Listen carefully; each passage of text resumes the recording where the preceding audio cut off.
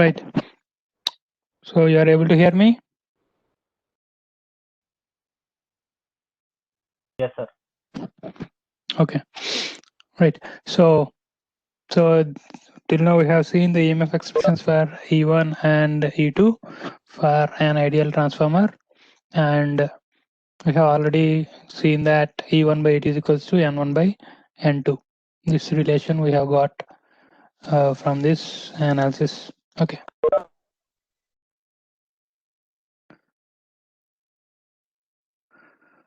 Right. So based on the above expressions for E1, E2, and flux phi, the time domain, I mean waveforms for as shown here. Right. So flux phi is phi m sine of omega t. Right. So that's why I have given as in this fashion. You can see here. And we have already seen that excitation current IE, because phi is coming from excitation current.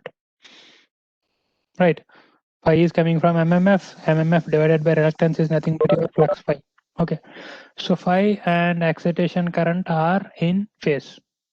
Okay. So that's why you don't have any phase difference between phi and excitation current. They are in phase. Okay. What about E1? From the expression, what we have seen, what is the phase angle difference between phi and E1? 90. 90 degrees. E1 is plus 90 degrees with respect to phi. That's why E1 is drawn in this fashion. Correct na? E1 should be plus 90 degrees leading with respect to your phi. So plus 90 degrees means it starts at this point. So that's why you could see here. Correct? So E1, what we have drawn is based on the expression E1 which we have already got, which is shown plus 90 degrees leading. And what about E2?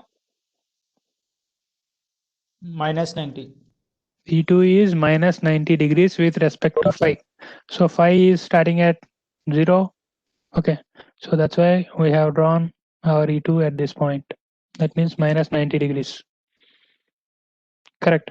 So based on that expressions only, we have drawn the time domain waveforms for phi, E1 and E2 for an ideal transformer. Okay. Clear na? So no confusion in these waveforms, right? Anyone has doubt in this? No, sir. No, no. We are simply drawing from that expressions only. We have drawn this waveform. Okay. Right. So now we have already seen there is a relationship between time domain function and the equivalent phasor. Right. Okay. So if let's say I is equals to Im at an angle of 0 degrees. Okay. As a phasor I have given. So Im cos 0 degrees, cos of omega t plus 0 degrees is my real part, and Im sine of omega t plus 0 degrees is my imaginary part. Okay. Right. So that means sine function is corresponding to imaginary part of your equivalent phasor. Correct na? And cosine function is corresponding to real part of your equivalent phasor. Okay. So can you guess or can you draw the phasor diagram for phi, E1 and E2? What could be the phasor diagram? First of all, remember that phasor diagram can be drawn only at one particular instant of time. We can't draw at different instants of time. Correct na? You know that, right? Phasor is drawn at only particular instant of time. Okay. Right. So phi at an angle of 0 degrees means if you are drawing at that instant, that means we are considering time t is equals to 0. Okay. Right. So what will be the phasor position for flux phi for the present waveform? Positive x-axis. positive x-axis, Positive Some- x-axis. and even at positive y. E1 at positive y. What about And E2? minus Negative. negative. Negative y. Negative y. You have already studied this, or you are drawing from the waveforms what I have shown? Wave from the Waveforms only, or already you have studied this in the past? No, sir. No. Okay. So phasor diagram will consist of real and imaginary parts. Okay. So in the present case, we are dealing with a sine function. So we should see what is the imaginary part of the equivalent phasor. Okay. So at the present situation, if you see if I want to draw the phasor diagram at time t is equals to 0, that means at the origin. Okay. At time t is equals to 0, your sine value is 0 because phi expression is a sine function is shown here. That means your imaginary term is going to become 0. But at time t is equals to 0, that means your phase angle is equals to omega t is equals to 0. Your real part is not going to be 0. It will be Im into sine omega t plus 0 degrees sine at tmt is equal to 0. I mean, real part will be cos function. Cos 0 will be equals to 1. So it will be equals to I max value. And cos function will be always on the x-axis. And imaginary term will always be on the, that means sine function will be on your y-axis, right? So at time t is equals to 0, phi is equals to 0 because phi max into sine of omega t is equals to 0, sine of omega t is equals to 0, so phi is equals to 0. Therefore, it should be drawn horizontally on the x-axis. The values of E1 and E2 are maximum positive and maximum negative respectively at time t is equals to 0. If you see here, at time t is equals to 0, E1 is maximum positive value and E2 is maximum negative value because there is a 90 degrees phase shift between them. So these should be drawn upward and downward along the vertical axis. Okay. And if N1 is equals to N2, then E1 will be equal to E2 and the applied voltage V1 will also be equal to E1. Okay, so you will get a phasor diagram of these time domain functions in this format.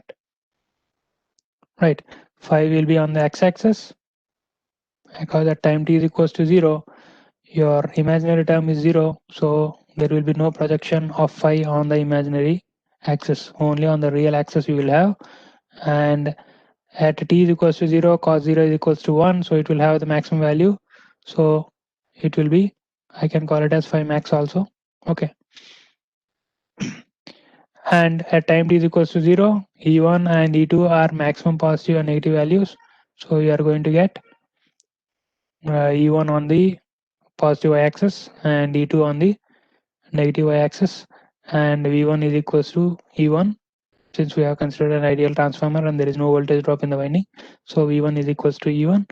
So this is what the phasor diagram for the ideal transformer what we have considered. Right. So I hope everyone understood this phasor diagram, how I have drawn this. This phasor diagram is coming from the waveforms what I have shown, and waveforms are coming from the expressions what we have already derived. So that's why you have got this phasor diagram. So hope everyone is clear with this.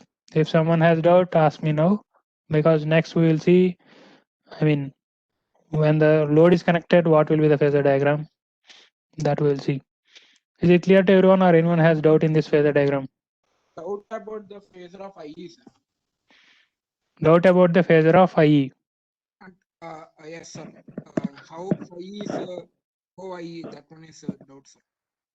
What? How? Sir, in the diagram we had drawn the for phi and IE, no, sir. Yeah. Doubt about how phi is greater than IE, sir. In that for maximum. Oh, you are talking about the magnitude. Yes, I mean, sir. Not only magnitude, sir, but doubt about IE. okay. So if your doubt is with regards to phase angle, why phi and IE are in phase? If your doubt is that, the reason for that in phase is because we have considered an ideal transformer. If your doubt is with respect to the amplitude, that means why the phasor for IE is smaller than the phasor for phi. Okay, right. If your doubt is related to that, flux phi is MMF by reluctance, right? So it can be more than IE also. That means IE can be more than phi E also. Okay, right. So it depends upon the reluctance which was offered from the magnetic circuit. Reluctance means it depends upon the physical cross-sectional area of the core, length and width of the core material, and what kind of core material you have used. Okay, if it's iron core, if it's a steel core, if it's a wooden core, if it's air. So for all these things it varies. Okay, so the magnitude of IE and phi depends upon the reluctance. So if the reluctance will determine whether phi should be greater than IE should be greater than phi or not. Okay, right. So there is a chance that IE may be larger than phi. Okay, that is also possible. It depends on reluctance, because here I have not concentrated on the magnitude. I have concentrated only on the phase angle. So that's why randomly I have drawn IE less than phi. Okay, right. But your question is with regards to phase angle. We have in phase because we have considered an ideal transformer. Once you go to a practical transformer, you will understand Yes, sir. something Understood, else. sir. But when is IE greater than phi, sir, in that phase diagram? What? Question. Okay, your question is IE greater than IE less than phi. Okay, so your question is valid because IE can be greater than phi also. It depends upon the reluctance only. Okay, so most probably it should be larger than phi. That is also correct. Okay, right. So it depends upon the reluctance only. Sir, can Yeah. reluctance, sir? Yeah. Sir, can reluctance have a form of J, 2 plus J2, like? No. Reluctance will be a real number. That's all. Resistance is a real number, right? It can't have any Yes, J sir. term. Okay. So But similarly, sir, reluctance will also have a real part only, no imaginary sir, part. but sir, in transformer we use coil, Yeah. and sir, coil means it has at Henry L value. L value means 2.5 Henry, like, sir. And when we convert it into reactance, then it will be J, some J point will become. Then, sir, how, sir, I is Yeah. So how your I is less? I is, sir, collinear with phi. Okay. Right. So you are saying that coil will have some resistance and coil will have some reactance also. Okay. So some resistance and reactance. So the E cannot be in phase with phi. That is your question, right? Yes, sir. Yes, sir. Okay. So why IE is in phase with phi? Okay. So your question is a valid question. Okay. But when you go forward in the next slides or next classes, then you will understand that there will be some phase angle between the two. That will slowly come to that point. But in the present case, we have considered an ideal transformer. So that's the reason why you have IE and phi in phase. Okay. Right. Sir, So ideal transformer. Yeah. Ideal transformer. Right. So ideal transformer we have considered. So that is the reason why you have IE and phi in phase. Okay.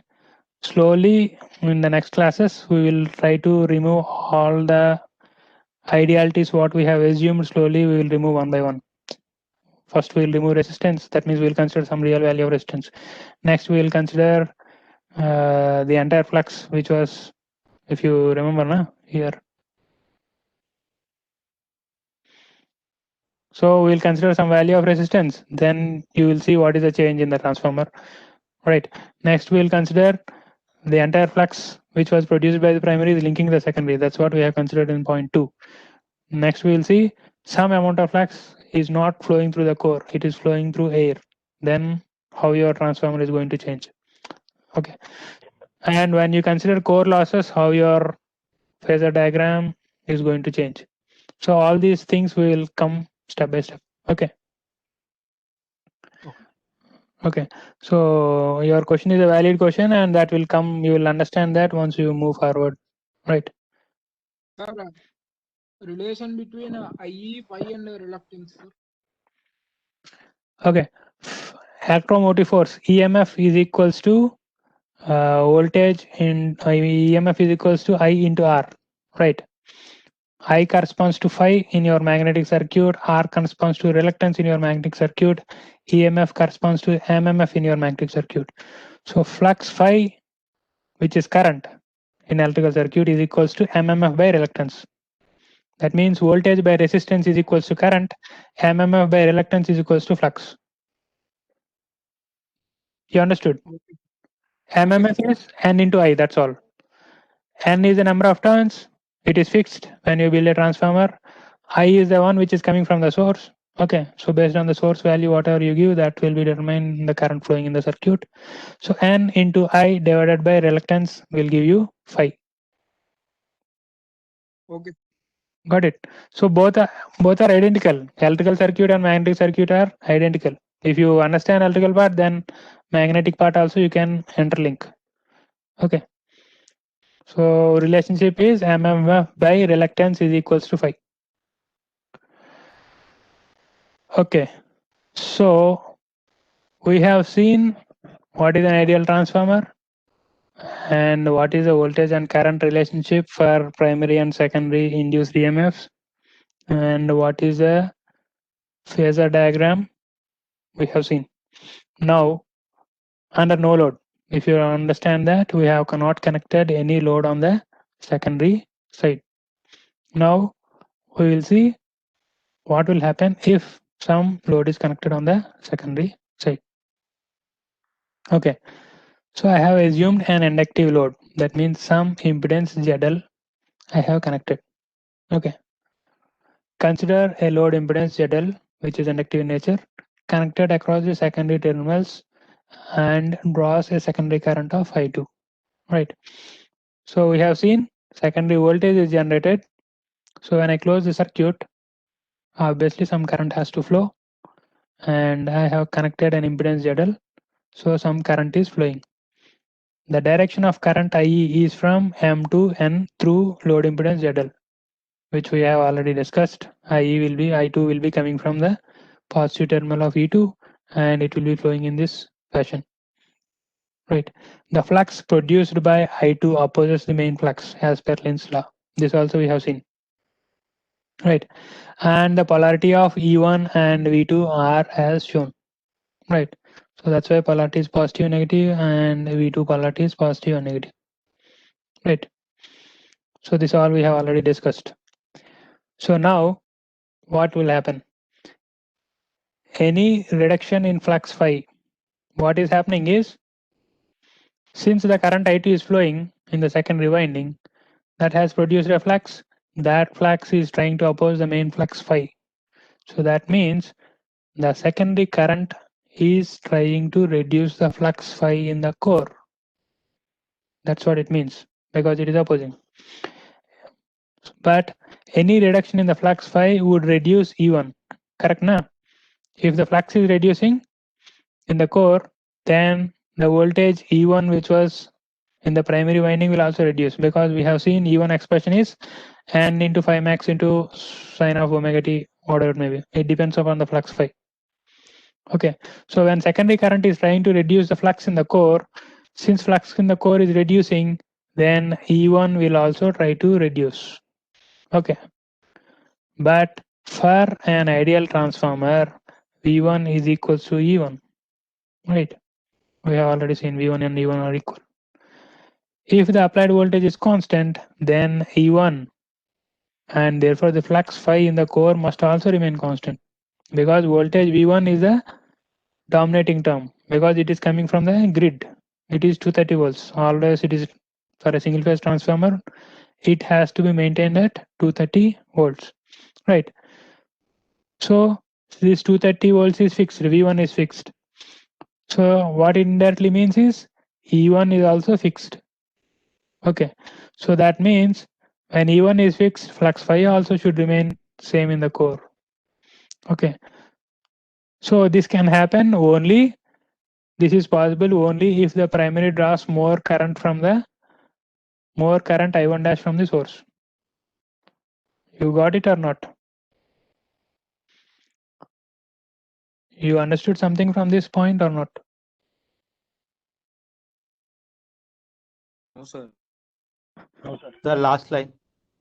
Last line. Sir, please explain again.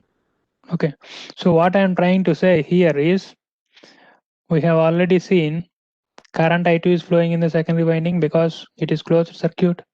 The current will produce a flux. Let's say I will call it as phi 2.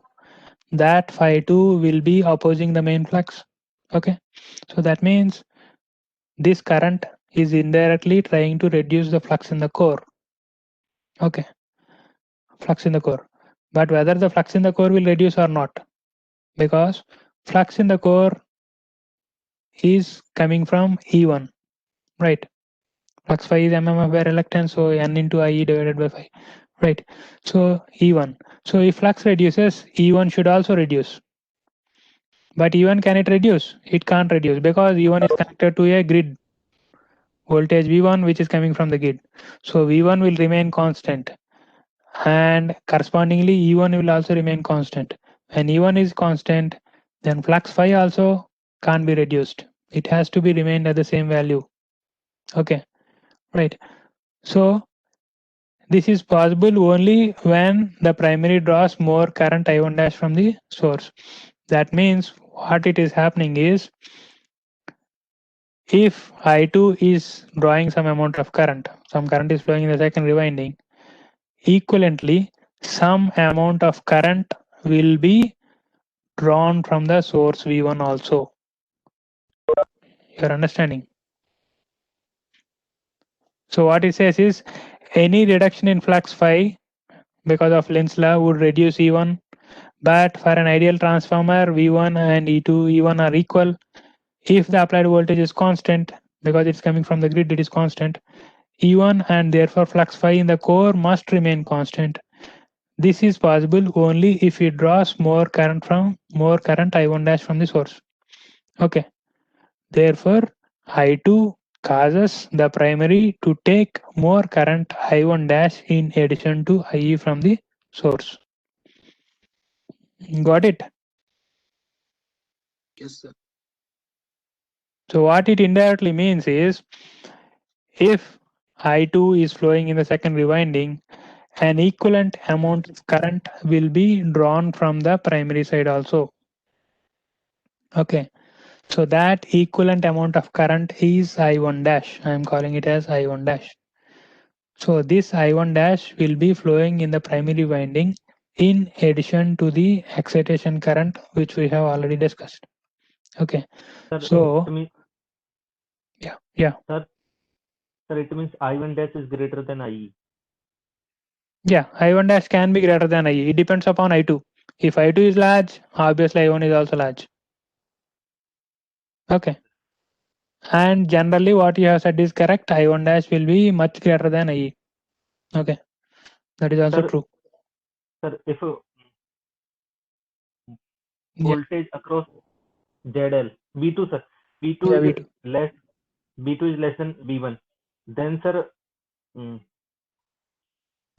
IE equal to I1 dash. IE is equals to I1 dash. Yeah, that can also happen if you are drawing a very small amount of current. That means if your I2 is very small, usually it will not be small, but if you choose your IT such that very small amount of current is flowing, in that scenario, your I1 dash can be equal to IE also in magnitude. Here what I am trying to say is, if some current flows in the secondary winding, then there will be an extra current which will be drawn from the primary winding also along with your excitation current. That means excitation current plus something. That something depends upon the current I2. Okay. If I2 is equals to 0, then I1 dash is equals to 0. If I2 is equals to some magnitude, then correspondingly I1 dash will also have some magnitude. Understanding? That means secondary load will determine how much current extra I should draw from the source. That's what it means. Sir, I1 is the current drawing from the source, no, sir? I1 is the current drawing from the source. Okay. So what I am saying at this point, yeah. Sir. I1 Sir, dash is additional. I1 dash is additional, no, sir. The same way is IE additional. No. IE is flowing when there is no load connected on the secondary side. Let's say the secondary terminals are open circuit, as we have discussed in the previous slides. Okay. It's open circuit. Okay. Then some amount of current will flow on the primary winding. Why it has to flow means it has to set up some amount of flux in the core. Okay. That's Even though, yeah. That's IE, sir. That is IE. Okay. So IE is called as excitation current. Why the term excitation means the current which is drawn from the source is trying to excite the core. Excite the core means it is going to charge the core. It is going to develop flux in the core. That's why it is called as excitation current. That means even though there is no load on the secondary winding, some amount of current needs to be drawn from the source. That current's job is to produce flux in the core. Okay, to produce that flux, some amount of current should flow in the primary winding. That is called excitation current. In the present scenario, along with that, there is a load connected on the secondary side. When the load is connected, already E2 voltage is there. Okay, so obviously some amount of current will flow. So this current will also draw more current from the source. Okay, IE is drawn from the source to produce flux in the core. I1 dash is drawn from the source to supply the load current. Sir, Understanding? can we say I1 equals to I1 dash plus IE? Yeah, that's what you are going to see in the next slide. Okay, so in the present case, I2 will force some amount of extra current I1 dash being drawn from the source. And how that I1 dash magnitude, it will depend upon this formula. I1 dash into N1 is equals to I2 into N2. N2 is already decided.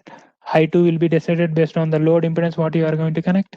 Okay, so N2 into I2 will give you some value. N1 is already known to you, so you can calculate I1 dash. So I1 dash into N1 is equals to I2 into N2. Okay, the current I1 dash is called the load component of primary current.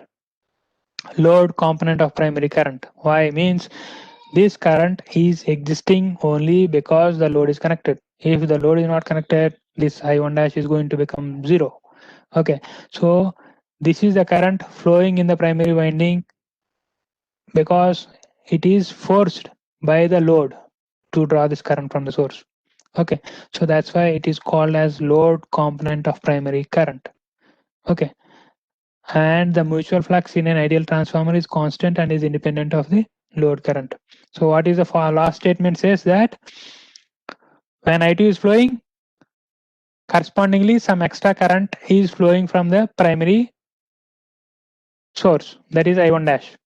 So that means IE which was existing when the load is not there, IE which was existing when the load is connected, it will be remaining same. It is not going to be affected.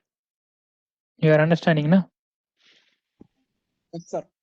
So IE will determine how much flux. Flux will determine IE. Both those two are linked. Okay, right. Since I2 is flowing in the secondary, equivalent I1 dash is flowing in the primary, the excitation current IE which was there when the load is not there will remain the same even when the load is connected. So IE remains the same in previous case or in the present case also. So that means flux remains the same in the previous case or in the present case also. That means flux remains constant and is independent of the load current. When the load is not connected, the flux remains the same in the core, and the load is connected also, flux remains the same in the core. Okay. Sir, Yeah. so the magnitude of I1 dash and I2 are same.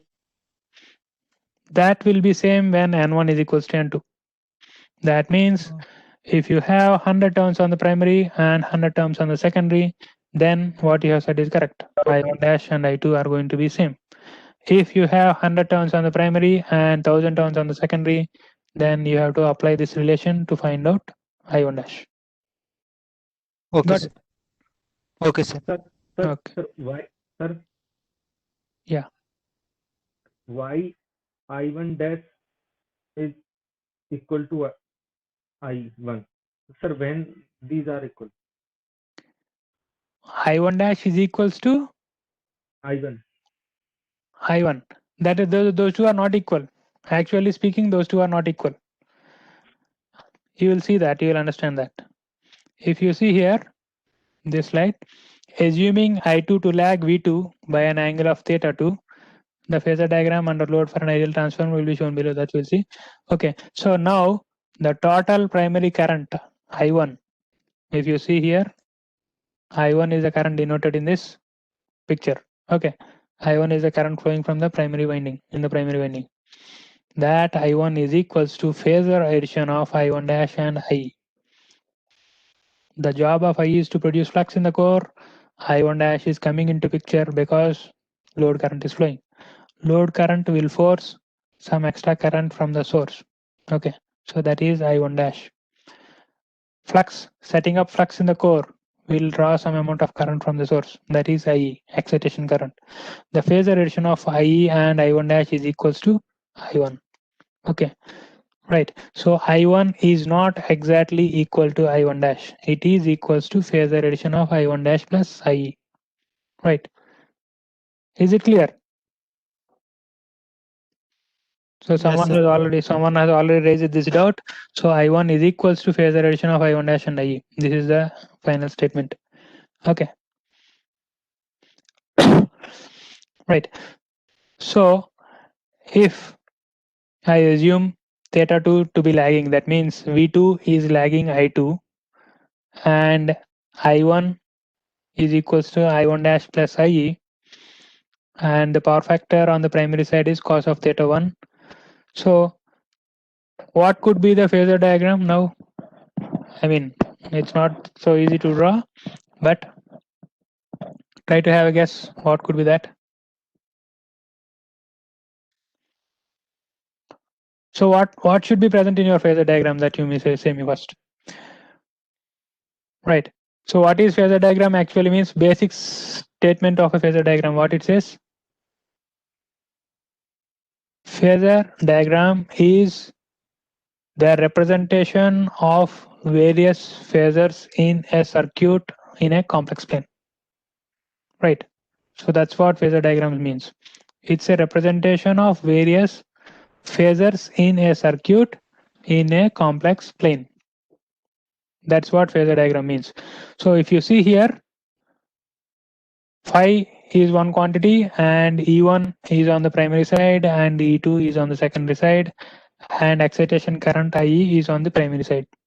Okay, so for the open circuited one, what we have shown here, we have drawn all the quantities on the phasor diagram.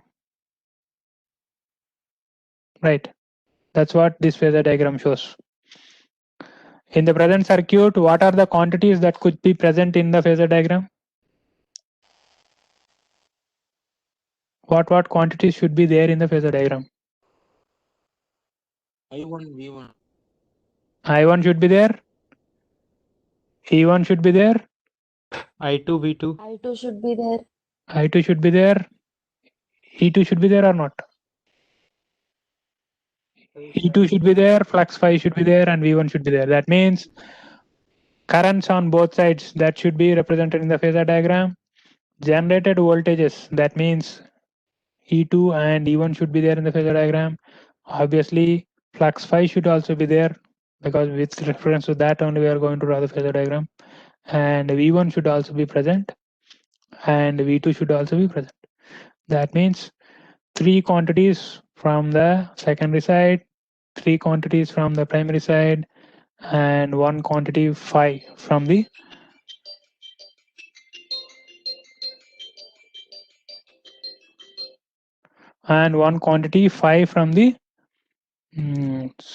magnetic circuit side.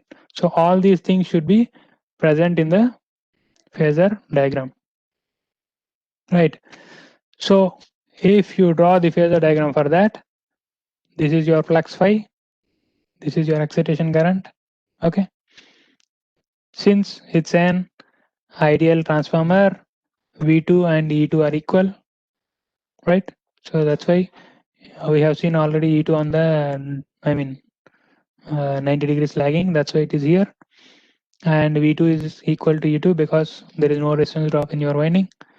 And we assumed an inductive nature load, so current I2 will be lagging E2 by an angle of theta 2. Correct na? Yes, sir. Right. So current I2 is going to lag V2 by an angle of theta 2. Flux phi we have already seen, IU we have already seen, and we have told that I2 will determine I1 dash from the source, and both are opposite direction. Okay, right. That's why I1 dash will be in this direction opposite to I2. Okay, because I2 is trying to reduce flux in the core. The direction of I2 is such that reduce flux in the core, and I1 dash, which was coming from the source, is trying to increase flux in the core. Okay, finally the core flux remains same. This is trying to oppose, reduce, this is trying to increase. Finally the core flux remains the same. So that's why these two are in opposite direction. Right. Answer their magnitude. Magnitude we have already shown, it depends upon N1 and N2 turns. Okay, sir. Right here. If you see here, I have told I1 dash into N1 is equals to I2 into N2. So magnitude depends upon N1 and N2 turns. Okay. Accordingly, it will adjust. If you have 1000 turns and 100 turns on one side, then accordingly, based on I2, it will adjust I1 dash value. Okay. So that's why they are opposite each other. If N1 and N2 are equal, then the magnitudes will also be equal. Right. So I1 dash is here. IE is already on the x-axis with in phase with phi. So phasor addition of these two will give you I1. Okay. So this is your I1, and V1 and E1 we have already seen. They will be in the positive imaginary axis. Right. So this is the final phasor diagram for ideal transformer under inductive nature load. Got it? Right. So there is no much difference between no load and inductive nature load. Only thing is, one more. 1 second, 1 second.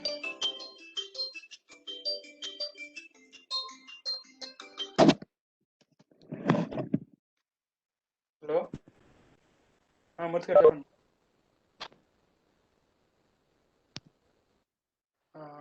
Class అవుతుందండి. Okay అండి, okay okay okay.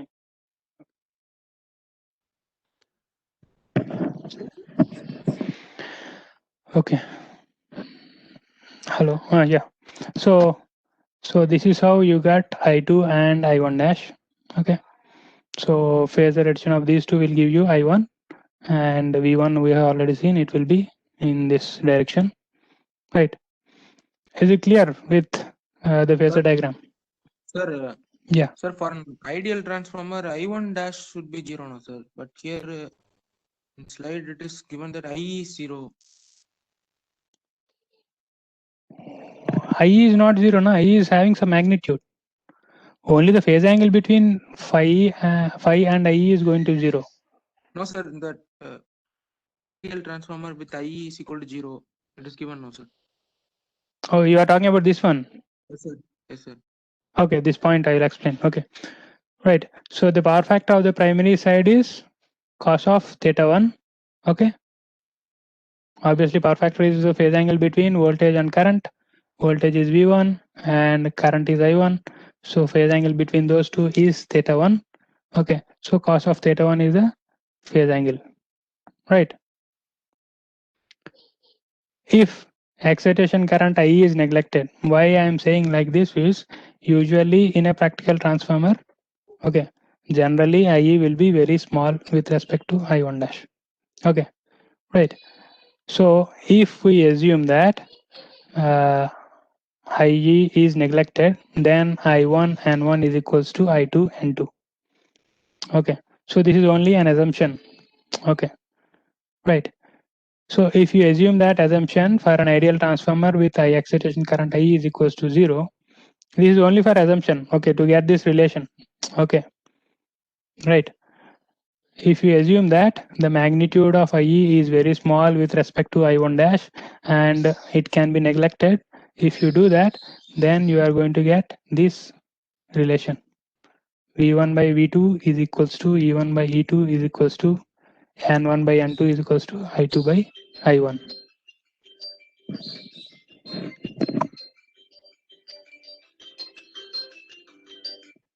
Hello. Sir, good morning, sir. బాగున్నాను, మీరు ఎలా ఉన్నారండి? ఏం లేదు sir, అదేం లేదు సార్. ఇప్పుడు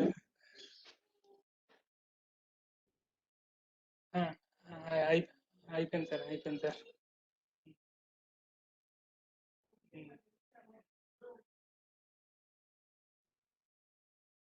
తెలుసు సార్, అది తెలుసు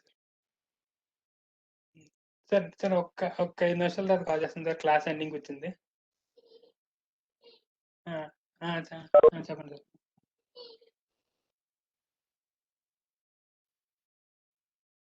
ఓకే, అవును సార్. వచ్చారు సార్, వచ్చారు, కలిసారు సార్, కలిసారు సార్. షూర్ సార్, ఆల్రెడీ కలిసారు, వచ్చారు, కలిసి మాట్లాడారు. అవును సార్, అవును. చెప్పాడు సార్, చెప్పాడు sir. Sure sir, sure sir.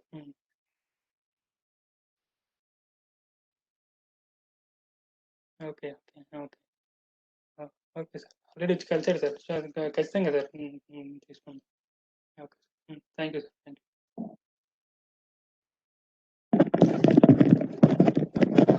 Okay. Hello. Hello. You are able to hear me, right? Yes, Yes, sir. sir. Yes, sir. Sorry for disturbance because it's a call from office, so I have to attend. Okay. Right. So for an ideal transformer, if you assume that excitation current I is equals to 0, this is only an assumption. If you do that, you are going to get this kind of relation. Okay. We have already seen E1 by E2 is equals to N1 by N2. If you assume excitation current is equals to 0, then I consider I1 is approximately equals to I1 dash. Okay, so in that I1 N1 is equals to I2 N2. So from that I1 by I2 or N1 by N2 is equals to I2 by I1. That's what I have written here. N1 by N2 is equals to I2 by I1. Right. So this we have already seen. So that means we can have a final relationship for an ideal transformer in this fashion. That means voltages E1 and E2 will be proportional to N1 and N2, but currents will be in opposite ratio. That means N1 by N2 is equals to I2 by I1. Okay, and these all are RMS values. Capital letters are all RMS values. Right. Is it clear? Yes, sir. Okay, so this is regarding your phasor diagram for an inductive load. Okay, so for we have seen the phasor diagram for inductive load as well as for open circuited, that means no load connected. So these are the two phasor diagrams. Okay, So that's it for today. So go through these concepts, because next class we will see if ideality is removed. One by one we will remove the resistance, we will remove, I mean, all the idealities what we have assumed that we'll try to remove, and we will see how the phasor diagram is going to vary. Right. So finally, what is the conclusion is, if you have an inductive load, some current will flow, and that current will force some extra current, which is I1 dash, being drawn from the source. Okay. Accordingly, the phasor diagram is changed. Okay. Right. So that's it for today. So tomorrow morning we will meet again. Okay then. Sir. Yeah. Sir.